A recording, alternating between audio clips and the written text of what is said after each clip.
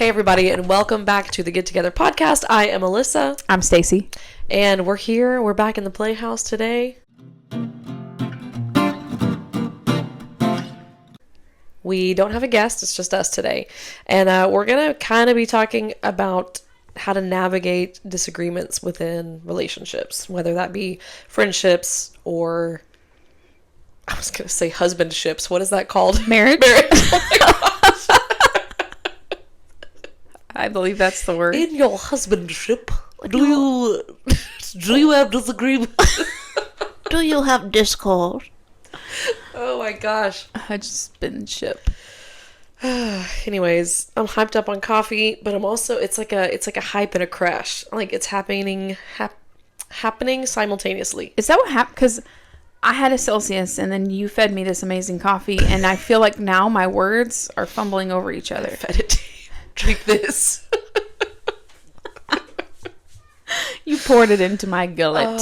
But yeah. Oh my gosh. What is this wheeze? Oh my gosh. A gullet, right? What is that? Is that a bad word? I didn't know. It's just like when I the word gullet, I don't know, in my brain gross word. I saw like a flesh colored naked chicken, like the gullet, like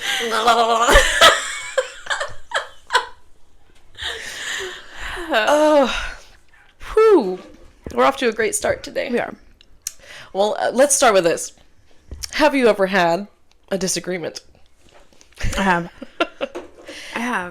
I mean, several.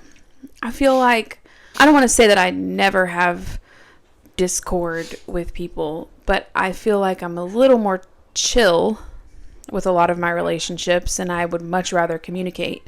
But I definitely have had times where you haven't been on the same page, or I don't know. What about you? Well, I'm just laughing because of our conversation earlier. We were talking about we lived together for a little bit, and apparently I said something mean about her, like loading the dishwasher. Not great. And I was like, why were you friends with me? Like, no, why was I so mean? You were just unloading the dishes, and you were like, who loaded these? And I, especially when I was a kid and growing up, like I would take things very personally. And I remember being like, well, geez, like the only other person would be me. Like, why is she being so mean? And I was probably just like talking to myself, like I always do. I mean, my husband does the same thing, and I'm always like, it was me. Who else would it be? Like, especially if someone says, who did this? And it was clearly me. Mm-hmm. It's like a shot to the core of my soul. I get that. I'm like that with Kenneth, because just the way he speaks is, I mean, you kind of feel dumb when he says something, because it's almost like to me, I take it like he's talking down to me. Right. And he's not necessarily, he's just like, this doesn't make any sense. Why would you do it this way? And I'm like, why don't you just tell me I'm stupid? You know? But I don't love the feeling of someone implying that I don't know something, or that or not that I don't know something, that I'm just some idiot because I don't understand. And then you take it that way, though, if somebody just says it a certain way. Yes. Because I'm the same way. Yeah. So anyways, I'm sorry about the dishwasher. It's okay. that did, I was more heightened and aware of how I loaded the dishwasher after that. I'm so sorry. Like, this isn't right. And then today I'm like, I just loaded any old way now. Yeah. I got too many kids to worry about how it's loaded. Throw it in. Well, would have been nice if you did that I'm 10 years ago. Actually, more than that. Oh my gosh, I know. Why are we it so feels old? Like just 10, but it was what? 20. No. 15? 16? 15. Yeah. That feels more. Because I've been married this year. Will be 14. Okay. So it had to have been 15, 16 years. Yeah. Wild times. And I can't believe that we didn't get into more disagreements when we were always together. Church, home, and work. I mean, I feel like I've disagreed, but it's never been anything that caused us to have any like bitterness or issues. No. And if it was a disagreement, it was something tiny, like Yeah. the most minute thing. I literally can't think of any. I can't think of it. You remember, like, growing up, you got into fights all the time with your best friend? Yes. Like, I know me and Bethany would fight over the dumbest stuff. And it was like, if we spent too much time together, then we're, like, fighting over Barbie so clothes. annoyed by each And, other? like, yeah. But it was like, we didn't want to go home, though. We're like, we want to stay together, but we're going to sit here to fight the whole time. But I need a break. Yeah. It's so weird. And you're both super tired because you stayed up. Oh, yeah. till, like, that's probably 2 a.m. 90% of the Yeah. grouchiness was the staying up. Yeah. Nora had her cousins over last night, and when they left, it was like all of her emotions came out. Oh, gosh. Every little thing was like, I can't move the bar. And then we're in the car, and she's like, she just got real emotional about the craziest things. Just talking about it, not even like throwing a fit or anything. It was more of like everything was sending her into a sadness, a deep sadness about everything. It's like, I am in a hole of emotion. But she was like, yeah, we didn't go to sleep till 1 a.m. Oh my. I just had like the most random flashback to an issue with a friend when I was, oh my gosh, 7 maybe. That my next door neighbor was the grandparents of this little girl. So she would come over every once in a while. And we were playing one day, and I had just recently watched The Sandlot. And so like, we were bickering about something. And I was like, you play ball like a girl. And she is a girl. And she was like, I can't believe you said that. Like, stormed home. And I was like, all right. And so I went home. And then I was like, I need to go back over there and make sure she's not mad at me. You know, I was like, I thought it was just being silly, and I'm going to go apologize. And so I go, and her dad opens the door, and he's like, I heard you said some mean things to Brianna. And I was like, and he was like, you need to apologize. And I was like, that's why I'm here. Like, I was so scared. But I went in and was like, I'm sorry I said that. Even though I was like, I don't think it was a joke. I don't know. Kind of hard to joke when you're a child. Not everybody gets it. And you were just quoting a movie. Yeah. Like you do But today. it was like super dramatic for her. Oh my gosh, I'm like drowning in my own snot. Excuse me. I'm over here like trying not to wipe my nose. That's what I feel like my voice sounds like. I'm ready for this wind to quit. It's blowing all the things around, and I have been congested for 3 weeks. My eyes get all watery and itchy. And that back of the throat thing. Where you're always making weird noises with your throat, trying to like scrape your tongue in your tonsils. Yeah. I feel it. I feel it. Yeah. All right, so appropriate ways to deal with discord or disagreements. Yeah. You don't always have to agree, but there's a healthy way to disagree. And I think some people have a harder time dealing with that than others. I would agree. Well, I mean, I think the number one way to deal with a disagreement is you have it, you figure out what the issue is. Like, what's the defining reason of the conflict on both sides? I guess conflict is not always necessarily just a disagreement. Yeah. You know, a conflict could be like a misunderstanding or anything along those lines.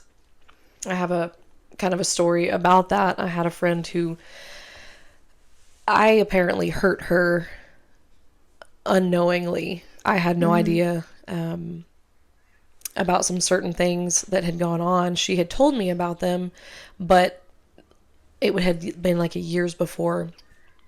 And so they weren't in the forefront of my mind. And it revolved around another specific person that we both knew very well and grew up with. Anyways, she got mad at me one day because I did not alert her that a certain person was at this place that she was coming to. And I just didn't think about it. And it sounds, I mean, that sounds kind of crazy, just scratching the surface. It was deeper than that. Yeah. But she would not talk to me for like a week. I couldn't get a hold of her. And so I finally reached out to somebody else and I said, hey, is she okay? Like, I haven't heard from her. And this person was like, well, you know, she was upset about this, this, and this. And I was like, oh my gosh, like I had no idea. Like I wouldn't even have thought that.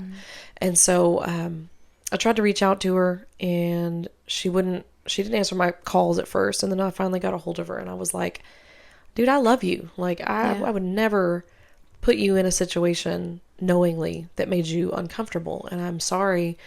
And I was like, but there's nothing I can do, and I'm just super sorry. But I was sick about it for like a week, and I think it's because I was so hurt that she was so angry at me for something that I didn't even know that I was doing, and so I guess talking about like steps for resolving the conflict, like I tried to seek reconciliation, and we did. It kind of put a damper on our relationship for a while, and we didn't talk as much, but I could kind of like, obviously I understood her side and I empathized, but I mean, that's the goal, is to like listen and put yourself in the other person's shoes. Yeah. It's not always easy to do, especially if you're hurt to a deep degree. And it's not necessarily the other person's responsibility though, for your unforgiveness of them, especially like say you and I had an issue and you came to me and sought reconciliation about it. And I was more like apprehensive, or I didn't open myself up enough to show you forgiveness or give you that forgiveness. And then that would kind of put you in a hard spot in that relationship. Yeah. And I mean, I think it is okay to like step back and be like, okay. Yeah. Like, I don't really, on your end, you may not want to open yourself up to me again, because if I'm so closed off to you truly coming to me and saying, hey, I apologize, what can I do? And I mean, learning to empathize with others is a skill that, you would hope that you would start to learn in childhood and then get better at it as you grow. But it's like putting yourself in someone else's shoes, like what caused them to have this behavior. And which I feel like I try to do that with my kids. Like, why are they behaving this way? Can I get down to the bottom of it? Can I help change it in any way that I'm acting? Like, are they seeing how I'm acting and then acting on that? Yeah. Or, I mean, I think it's with any relationship you have. Like how my husband can say something and totally on his end truly feel like he said it in a certain way. And on my end, I'm like, that was very hurtful the way you said that. And he's like, I was totally not meaning that. And like that. But if you don't communicate those things, then you leave the door open for bitterness to kind of, especially if you're not going to address it right away, you leave that door open for you to get bitter and bitter. I remember a pastor once saying, you have the 3-day rule. Yeah, I've heard that. Like, you have 3 days if you don't go to that person. And if you do have an issue, if you don't address it in those 3 days, that's on you. That's not on them. Yeah. Because you waited, Yeah. So, I mean, the first would be, define the problem. Yes. Seek resolution. And what are some ways we can seek resolution?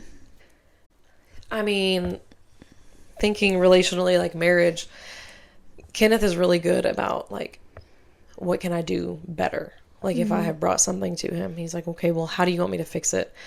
And generally, I'm like, I don't know. Which is not an answer, because he's like, well, I need to know what to do. But that's a great step, is like just asking the person, what can I do to make this better? Yeah. And really, I think that's all there is to it. Yeah. But I guess after seeking reconciliation and trying to figure out what you can do, I guess you would also need to, step 3, listen and empathize with them, like you had said, like put yourself in their shoes. Yeah. I think that's actually what we were talking about before. But putting yourself in somebody else's shoes and figuring out why they felt what they felt. And you had said that with the kids. But then after that, speak truthfully. Yeah. The most we can give is the whole truth. And nothing but the truth. So help me God. Yeah. Which is really, I mean, sometimes that's easier said than done. There's been so many times, like, especially in marriage, that I don't want to be completely truthful with how I feel, because With how you feel, yeah. yeah, it's like deep down inside, I know it's absurd. Sometimes it's valid, Like, you don't want to say it out but loud. like, yeah, it's either like I'm embarrassed of the way I feel, or the way I feel about a certain thing is going to embarrass him. You know what I mean? Yeah. And it's like, I don't want to say the things because I don't want to either embarrass him or upset him. And so it's Yeah. really hard to be completely honest Yeah. in those senses. But it is important, because then, like you said, you don't get to the root of the problem. Well, and I think you need to be careful too whenever you do say things to not be accusatory, Right. because I know for definitely for my marriage, like, if there's ways to say things that can sound very like, if it weren't for you Yeah. doing this, I wouldn't do this, or, you know, or you did Yeah. this and you always do this. Like, I mean, that's And a that's big, hard to yeah. not say those things, because sometimes it is like that. it feels like Because that. we get in these like cycles where like, oh, if Mm-hmm. he would just do this, I would be more like this. But Right. then they're thinking, well, if she would just do this, I would be more like this. And it's just that flip flop back and forth cycle. And Yeah, like, take responsibility for the things you have done, and be respectful and try to hear them out. yeah. Like, actively listen to their needs as well. One of the best things I ever heard when talking about marriage was to always try to outserve your spouse. And like, I guess basically what they were meaning what they were meaning. I'm so sick of this congestion. What they were meaning. Oh my gosh. What they were meaning was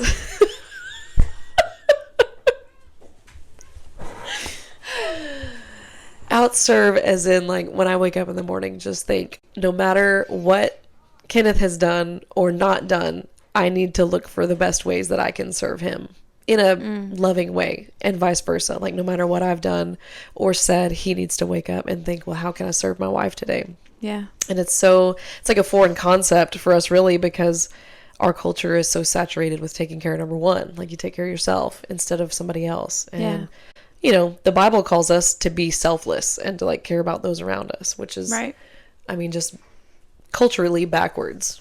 But I think that's why it's so hard for a lot of people. But I just loved that. I was like, man, outserving, I'm really bad at that, but it does make for a There's better... a softening that happens, I feel like, when you do serve. Yeah. Even in when you are feeling a certain way, whether it's, you know, bitterness, unforgiveness of some sort, or like, I don't know, that serving kind of like helps you see the other side. Yeah, honestly, it does. It helps you put yourself where they are. Yeah. And I think it can go the same with friendships, but tying that into what we said earlier, like, don't put yourself in a situation where you're getting walked on by a friend, or, you know, abused by a friend. You can have boundaries. Yeah. And the outserving thing really only works if both parties are trying it. So it's like, this is only getting me so far. yeah. I think once you reach that point, you kind of just have to cut your losses with some people and just be like, take a step back. I mean, there's seasons. right. So like, say you're in a spot and they're not quite there yet. Maybe later down the road, that friendship or, you know, relationship could rekindle, if you will, and meet y'all in different stages of your life. I wouldn't recommend that for a marriage. Well, see you in 3 years. Well, that was bad. See you later. Oh my goodness. Well, I guess I should have outserved you with the dishwasher instead of my bad attitude. I should have been like, Stacy, It just let me happened take to care be- of those dishes. It happened to be a memory that stuck. I'm sorry. And sometimes I will think about it when I'm loading the dishes. How would it was to load Sometimes, these? man, I'm like, I don't know how I have friends. Like, I feel like Talking about? I feel like a terrible human. You're most not. days. It's like I say stuff like Because that. I'm like, well, it's like, It just happened to stick in my brain. I know what you mean. Because I have stuff like that from my childhood, like things that my mom or my grandma said. Yeah. And like, they probably didn't mean anything by it, but I've grown up like, I'm not good enough because of this. It's like the most random thing. Well, Okay, so I just thought of a memory of I had this really, maybe I said this in another podcast because I feel like I had, but I had a scary dream when I was little. And I was explaining this dream. We were at my grandparents'. We were all talking and they were telling stories. And I was like, this is a perfect time for me to tell this dream. And I told it was a creepy dream. And so maybe she was like out of defense of it. Like, you don't need to be dreaming stuff like that. I don't know. I don't know what she was thinking, but she was like, Stacy, it's not okay to lie. And I was like, I didn't lie. Like, I took that and I was like, okay. I'm not lying. Like, that's my real dream. Yeah. And that stuck with me. And I know she didn't mean anything by it, and I love my grandma. It's not anything to do with that. But it was like, it really stuck with me as a kid. I was like, did I really lie? Did I lie about that dream? Was it a real dream, or was I really making that up? But those little tiny words stick. Mine, I have one like that that's so random. But it's like, like things make you feel a certain way. And so this was years and years ago. We were at my grandma's house, and it was like when Sonicare toothbrushes had just come out. Okay. And she was like, look at this new toothbrush. And she's like showing my mom, and she's like, buzzing it on her hand. And then she's like, buzz it on your teeth so you can feel it. And so mom kind of like buzzed it. And she's like, oh, that's so weird. And then they let my brother and sister do it. And I was like, can I try? And she was like, oh no, because of your front teeth, because part of I have bonding on my front teeth because they didn't form right when I was a kid. So it's, fake teeth, basically, half of them. Okay. And so she was like, oh no, it's probably bad for your bonding. But I have it's like teeth, it's like regular teeth. And so in my head, I was like, she just didn't want my mouth on that toothbrush. She let everybody else's mouth be on that toothbrush. And now that is a core memory. And now I'm like, I'm disgusting. I'm unwanted. I'm not wanted. Me and my fake teeth are trash. I think about that with my kids. Like, what are they holding on to? Me things too. that I I'm say. so paranoid because I say a lot. Like, Jesus help me. I'm so sarcastic and so jokingly negative. Well, and kids don't understand that when they're so young. I'm lucky because mine do. Yours do. But I think it's because they've been raised this way. Yeah. So I don't know. Maybe it's a blessing. Maybe they get it. But I'm like, I always tell them, I'm like, hey, if I ever say anything or do anything that's appalling to you, will you please let me know so that we can work on that? Because I don't want you to have childhood trauma. Can you please let me apologize and tell you how much I love you? Because my mom said and did things that, sure, like you said, it just sticks with you. Mm-hmm. And I don't know. I can't think of any right now, but they are random things that pop in your head. Like you said, you're doing the dishes and you think about that ordeal, in the same way with different things. Well, it's like when my grandpa said at the pulpit that one phrase that was like, if you are scared of Jesus coming back, you are not saved. I'm not ready. And I remember being like, well, yeah, this is it. See you in hell. I heard my grandpa's voice saying it over and over again. Oh my gosh. I'm not ready. There was another time, I don't know how we got here, but here we are on memory lane. The sad memory lane. We were out at the farm, and all my cousins and brother were going to do something. I don't even remember what it was. And I went and asked Nana if I could go. And she was like, no, because you're a girl. I was like, what? What does that mean? And it had nothing to do with genders. I don't know what it was. It was like riding a bike down to the back or something. And she's like, no, you're a girl. You can't. And I was like, but that doesn't make any sense. That doesn't make sense. And that is one of those random ones that pops in my head. I'm going to start telling Kenneth that's why I don't do anything in the backyard. I can't. I'm a girl. Nana said I couldn't do anything outside. I have trauma. She was probably just not wanting you to go. I think and so. Then that was and a way of oh, you're a girl, sorry. The way it worded it, or the way she worded it, yeah, had me my gosh, she doesn't love me. What does that even mean? Nana? You should ask her. What does she mean by that? She will have no idea. She'll be like, I don't know. I guarantee you my grandma doesn't remember saying that to me. I mean, I don't remember half the things I say to my own kids. So I know. And that's my thing is what am I saying just in passing that's written into their core being? And then I'm like, oh, Jesus, help me. I'm scared. Watch our words. But yeah, I think in friendships, like sometimes you're afraid to speak up if something really did hurt you. Yeah. Because you don't want to, if you're anything like me, like you want to keep the peace. Like I don't, as negative and sarcastic as I am, I don't like to rock the boat. I don't like when things are not just smooth sailing, especially in relationships. So I am usually one to just kind of brush things under the rug and just It's easier that way.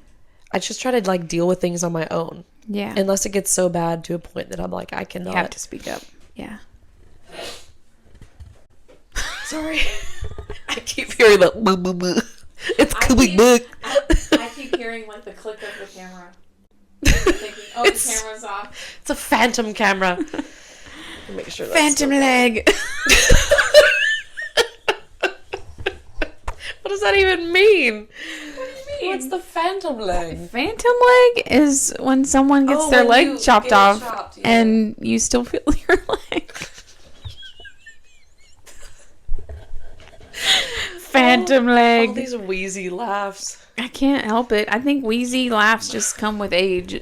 You're not lying. Because I do not remember wheezing when I was a kid. I used to make fun of my mom for wheeze laughing. And we would just lay in their bed dying laughing at mom's wheeze because she would be like silent and just be like that was the sound. And now that's us. And me and Arlen and Audrey are dying.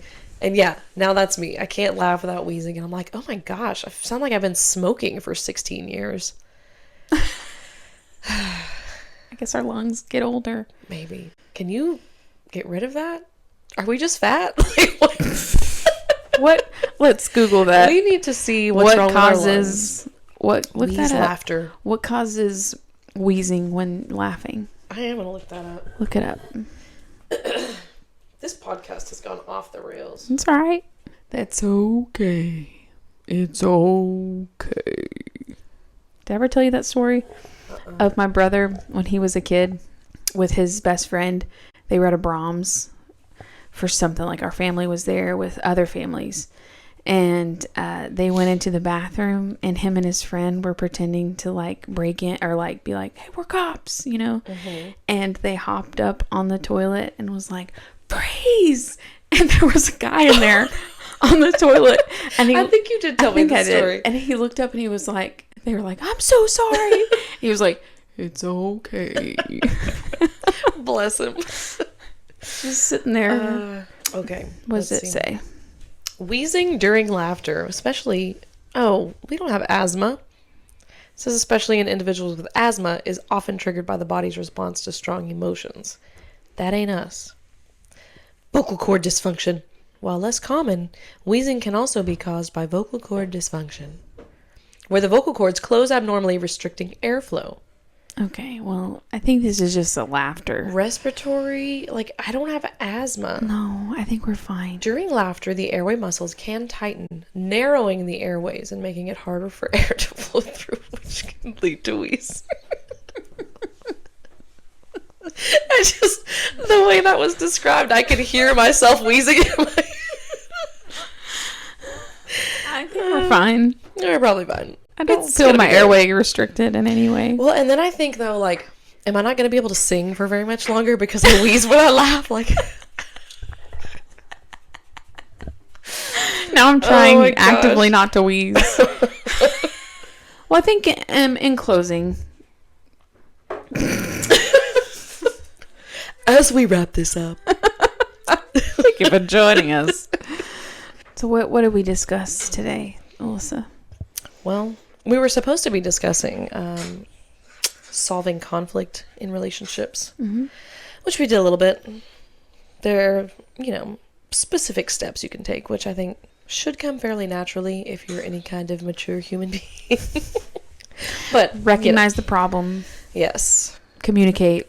Empathize. Put yourself in other people's shoes. Don't be accusatory. Yeah. Try to be respectful in how you deliver your issue. And I think at the end, too, if you have taken all of these steps and there's still issues, Yeah. like you seek help, you know, like find somebody that's not you, find somebody that's outside of the situation, disconnected from your relationship, whether that's a professional or somebody else. Yeah. Well, I'm glad that we have a friendship that hasn't had a lot of that. I am too. I feel like that's kind of rare. Love you very much. I love you. I'm thankful for your friendship. Same. There's days when I wake up and I'm like, you know what? Not everybody's blessed like we are to have the friendship we have. And I hope everyone can find someone like you for them. Me too. Because it's special. Well, we're going to go because Stacy's son is in here running amok. About to knock this entire house over.